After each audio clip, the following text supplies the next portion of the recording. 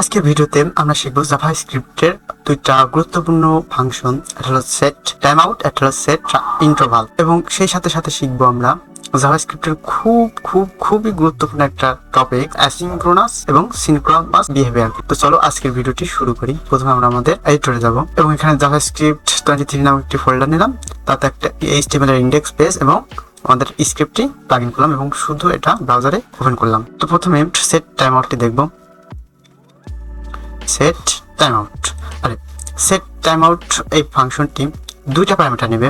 একটা হলো callback function, আমি এর আগের ভিডিওতে দেখেছি যে কলব্যাক ফাংশন কি, এবং একটা হলো টাইম আউট টাইম, অর্থাৎ এটা কত সময় পরে এক্সিকিউট হবে। ঠিক আছে, তো আমরা একটা কলব্যাক ফাংশন, আমরা ধরো সাপোজ এখানে লক করে দিলাম ফার্স্ট মানে স্টার্ট, এবং আমরা একটা নির্ধারিত টাইম সেট করে দিলাম। আচ্ছা, সেট টাইম আউট বা টাইম ইন্টারভাল এগুলো কিন্তু মিলি সেকেন্ডে টাইম নেয়, অর্থাৎ এক সেকেন্ডকে 1000 ভাগে ভাগ করলে যে সেকেন্ডটি পাওয়া যায় সেটা হলো 1 মিলি সেকেন্ড। তো আমরা যদি 1000 দিই তো এটা ঠিক 1 সেকেন্ড পর এক্সিকিউট হবে। এটা কি করে প্রোগ্রামকে পজ না এটা মেন ফ্লো চলতে থাকবে, কিন্তু এটা আলাদা হিসেবে এক্সিকিউট হতে থাকবে। তো চলো আমরা যদি এটা করি, এটা যদি আমরা ব্রাউজারে দেখি, রিফ্রেশ মারবো, ঠিক 1 সেকেন্ড পরে এটা লগ দেখাবে, অর্থাৎ আমাদের প্রিন্ট আউট দেখাবে। তো এটা ছিল time out, set time out. আমরা চাইলে এখানে 1 সেকেন্ডের পরিবর্তে 2 সেকেন্ড ব্যবহার করতে পারতাম, তখন কি হতো 2000 মানে 2 সেকেন্ড, 2 সেকেন্ড মানে এটা ঠিক 2 সেকেন্ড পরে এক্সিকিউট হবে।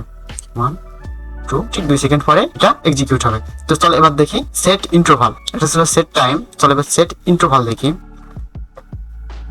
সেট ইন্টারভাল কি করবে? সেট ইন্টারভালও একটা কলব্যাক ফাংশন নেব এবং একটি টাইম নেবে, এবং এটা কি করবে, এটা একটা লুপের মতো চলতে থাকবে। অর্থাৎ সেট টাইম আউট কি করতেছিল, একটা নির্ধারিত সময় পরে এটা এক্সিকিউট হচ্ছিল এবং এটা শেষ হয়ে যাচ্ছিল।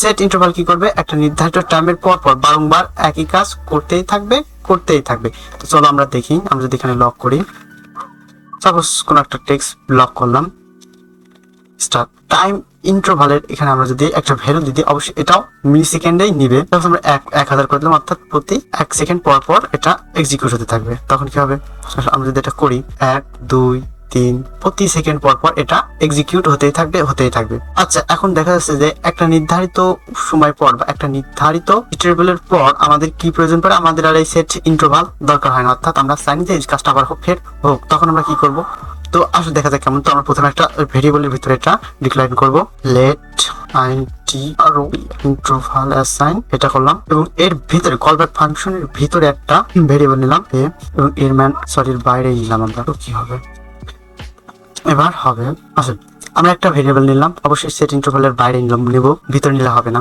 বাইরে নেব, এবং ইন্টারভালের পর সেট একটা ভেরিয়েবলের ভিতরে সেট ইন্টারভাল স্টোর করব এবং i++ করব, এবং আমরা শর্ত দেব যখন ইফ যদি a এর মান ছোট হয়, ধরো আমরা যদি 14 বার বা আমরা 10 বার প্রয়োগ করতে চাই, তো আমরা 11 দেব। ছোট হয় তাহলে কি করবা, ক্লিয়ার ইন্টারভাল এবং ক্লিয়ার ইন্টারভাল একটা ফাংশন যেটা একটা ইন্টারভালের আইডি নির্দেশ করা ছিল, আমরা এই ইন্টারভালটিকে দিয়ে দেবো ইন্টারভাল। তো কি হবে, ঠিক এটা ঠিক 10 বার প্রিন্ট করার পরে আর প্রিন্ট করবে না। আসলে আমরা শর্তে একটু ভুল করেছিলাম, মনে হয় i ছোট হয়ে গেছে, এ যদি বড় হয় 11 থেকে। এবার যদি করি দেখবো ঠিক আমরা 10 বার এটা আমাদের আউটপুট দেওয়ার পরে আর দিবে না, এটা ঠিক 12 বার দিল।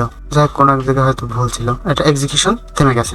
আচ্ছা চলো এবার সিনক্রোনাস এবং অ্যাসিনক্রোনাসের বিহেভিয়ার গুলো দেখি। তো আমরা এগুলো সব রাখলাম, কমপ্লিট। আসলে সিনক্রোনাস কি এবং অ্যাসিনক্রোনাস কি? সিনক্রোনাস হলো আমাদের সাধারণ ফ্লো, যেমন লাইন বাই লাইন কোডগুলো এক্সিকিউট হতে থাকবে। চলো আমরা একটা উদাহরণ সহজে দেখি। চলো আমরা সব লক করলাম, স্টার্ট, লক করলাম, ওয়ার্কিং ইন্ট। আসলে আমরা এখানে কি করলাম, তিনখানে জিনিস লক করলাম, স্টার্ট, ওয়ার্কিং, এবং যদি এটা আমরা আউটপুট দেখি তো কি হবে, স্টার্ট প্রথমে, তারপরে ওয়ার্কিং, তারপরে ইনকে প্রিন্ট করবে। আচ্ছা, আমরা যদি ওয়ার্কিংটাকে শুধু উপরে দিয়ে দিই তাহলে কি করবে, সবার প্রথমে ওয়ার্কিং প্রিন্ট করবে, তারপরে স্টার্ট, তারপর ইন। তার মানে জাভাস্ক্রিপ্টের এই প্রোগ্রামের ফ্লোগুলো কোড বাই কোড, অর্থাৎ লাইন বাই লাইন এক্সিকিউট হতে থাকবে। প্রথমে এটা এক্সিকিউট হবে, তারপরে এটা, ঠিক এইভাবে এক্সিকিউট হতে চলতে থাকবে। আমরা যদি কোনো একটা জায়গায় এরর থ্রো করি তাহলে আমরা কি দেখবো, যে শুধু একটা মানে এরর আসার আগে যতগুলো কোড ছিল সেগুলো এক্সিকিউট হয়েছে এবং তার পরবর্তী এক্সিকিউটটা থেমে গেছে। কারণ জাভাস্ক্রিপ্ট এরর ফ্রেন্ডলি। সাধারণত C++ বা পাইথনে বা অন্য কোনো প্রোগ্রামে যদি তুমি একটা কমা ভুল করো তাহলে দেখবে যে প্রোগ্রামটা এক্সিকিউট হচ্ছে না, পুরো প্রোগ্রামটি থেমে গেছে। কিন্তু জাভাস্ক্রিপ্ট এমন না। তো তোমরা আশা করি বুঝতে পারছো, এই যে line by line code execution হতে থাকে এটাকে বলা হয় সিনক্রোনাস ধর্ম। এবং অ্যাসিনক্রোনাসটা কি, আমরা যে টাইম ইন্টারভাল লাগালাম, set time out, log start start. আমরা একটা সেট টাইম ইন্টারভাল লাগালাম। এটা কি হবে, চলো এটাও করি। আমরা ধরো এটাকে একটু উপরে দিয়ে দিলাম। এবার দেখো, আমি প্রথমে লক করলাম ওয়ার্কিং, স্টার্ট প্রথমে হয়। আমি প্রথমে স্টার্টকে লক করলাম, তারপরে কি করবো, একটা টাইম আউট চালাই দিলাম যে এটা ঠিক 1 সেকেন্ড পর। বাস আমরা যদি এখানে 0 দিতাম তাহলে বা কি হতো দেখি। তারপরে যদি আমরা ওয়ার্কিং করি, তারপরে এটা জাভাস্ক্রিপ্ট সিনক্রোনাসের বৈশিষ্ট্য অনুযায়ী প্রথমে এটা এক্সিকিউট হবে, তারপরে এটা এক্সিকিউট হবে, তারপরে এটা, ঠিক না? আমরা যদি আউটপুট দেখি তাহলে কিন্তু এমনটা হবে না। আমাদের এই স্টার্ট, আচ্ছা ধরো আমরা একটা স্টার্ট একটু চেঞ্জ করে দিই, স্টার্ট 1 করে দিলাম, তাহলে দেখবো যে সবার শেষে স্টার্ট 1 প্রিন্ট হয়েছে। কেন? কারণ জাভাস্ক্রিপ্টের এই যে সেট টাইম আউট যে ফাংশনটি, এই ফাংশনটি কি করে, এই ফাংশনটি এটাকে ব্যাকগ্রাউন্ডে প্রসেস করতে দিয়ে দেয়। অর্থাৎ একটা হলো মেইন ফ্লো, একটা হলো ব্যাকগ্রাউন্ডের ফ্লো, দুইটা আলাদা। সিনক্রোনাস গুলো লাইন বাই লাইন এক্সিকিউট হতে থাকে, কিন্তু অ্যাসিনক্রোনাস গুলো ব্যাকগ্রাউন্ডে এক্সিকিউট হতে থাকে। আমরা যখন একটা সেট টাইম আউট লাগাই, এটা যতই 0 সেকেন্ডই হোক এটা ব্যাকগ্রাউন্ডে চলবে। তো এই যে ব্যাকগ্রাউন্ডে চলার প্রসেস, এটা প্যারালাল এক্সিকিউট হতে থাকে, এটা হলো জাভাস্ক্রিপ্টের অ্যাসিনক্রোনাস বৈশিষ্ট্য। এবং line by line code execute হতে থাকবে, এটা হলো সিনক্রোনাস বৈশিষ্ট্য। এবং সিনক্রোনাস বৈশিষ্ট্যগুলো একে অপরের সাথে কিন্তু রিলেটেড, কিন্তু জাভাস্ক্রিপ্টের অ্যাসিনক্রোনাস বৈশিষ্ট্য এগুলো সম্পূর্ণ ইন্ডিপেন্ডেন্ট হয়ে থাকে। তো চলো এবার দেখি। আসলে আমরা তো জানি যে আমরা যদি এখানে একটা ইরোর ছাড়ি, সাপোজ কিছু লিখে দিলাম ইরোর ছাড়ি, তারপর কি হবে, শুধু একটা স্টার্টই প্রিন্ট হবে, কিন্তু তারপরে আর কোডটি এক্সিকিউট হবে না। কিন্তু আমরা যদি টাইম আউটের ভিতরে কোনো ইরোর হ্যান্ডেল না করে যদি কোনো ইরোর নিই বা দিই, তাহলে কি হবে, তাহলে দেখা যাবে যে পুরো প্রসেস চলছে, স্টার্ট হবে, ওয়ার্কিং হবে, ইন্ড হবে, এবং ব্যাকগ্রাউন্ডে যেটা ছিল শুধু সেটা স্টপ হয়ে যাবে। আসলে তার মানে পুরো প্রোগ্রাম কি হলো, এখান থেকে আসলো, পুরোপুরি চলে গেল, এটা ব্যাকগ্রাউন্ডে চলো, তারপর পুরোপুরি প্রসেসটি এক্সিকিউট হলো, তারপর এটা ব্যাকগ্রাউন্ডে ইরোর হলো, তাই ইরোর দেখালো। আসলে আমরা যদি সেট টাইম আউট আরেকটা নিতাম তাহলে কি হতো, তাহলে মনে হয় ব্যাকগ্রাউন্ডে বুঝি ইরোর তো প্রথমে একটা ইরোর ছিল, তার জন্য আর চলবে না, এমনটা না। এটাও স্বতন্ত্র, অর্থাৎ এটার মতো, আগেরটার মতো, কোনো সমস্যা থাকবে না।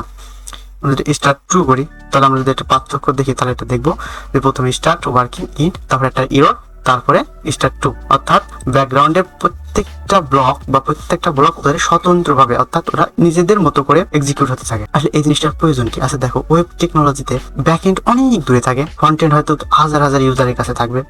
তো এই যে এত বড় একটা প্রসেস বা এত দূর একটা পথ, একটা ডাটা আসতে সময় লাগে, বা একটা ডাটা সম্পূর্ণ আসতে একটা ইরোর হয়ে যেতেই পারে, এটা স্বাভাবিক। দেখো, একটা প্রোগ্রামে জাভাস্ক্রিপ্টের এই কোডগুলো কিন্তু অনেক দ্রুত এক্সিকিউট হতে থাকে, এটা প্রায় ন্যানো সেকেন্ডে এক্সিকিউট হতে থাকে, ঠিক না? তো এই এক্সিকিউশনের সময় একটা ডাটা এসে হয়তো দেরিতে আসতে পারে বা লোড হতে সময় নিতে পারে, কিন্তু তার জন্য যদি তোমার প্রোগ্রাম থেমে থাকে না বা এক্সিকিউশন বন্ধ হয় না, তাহলে দেখা যায় পুরো সিস্টেমটাই ডিলে পড়ে গেল। তো এগুলো তখন কি করে, ব্যাকগ্রাউন্ডে দেওয়া হয়, যাতে তোমরা তোমাদের ইচ্ছা মতো, মানে সময়ের মতো প্রোগ্রামটা এক্সিকিউট করে এবং সেটা আবার মেইন ফ্লোতে চলে আসে। তো প্রোগ্রামের ফ্লোটা অনেকটা ধরো একটা নদীর মতো, ঠিক না?